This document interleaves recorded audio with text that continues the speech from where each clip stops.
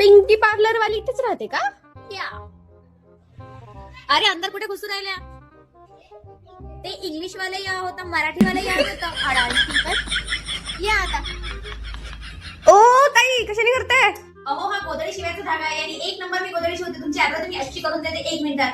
ठीक आहे ताई, मला ना हेअर स्पा करायचंय. हे ते केस तर तुमचे म्हशीच्या शेपटी.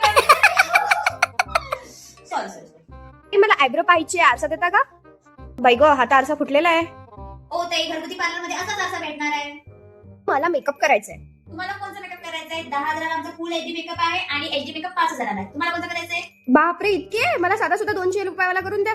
नाही, 200 रुपयाला तुम्हाला फक्त पॉन्ड्स पावडर मिळेल आणि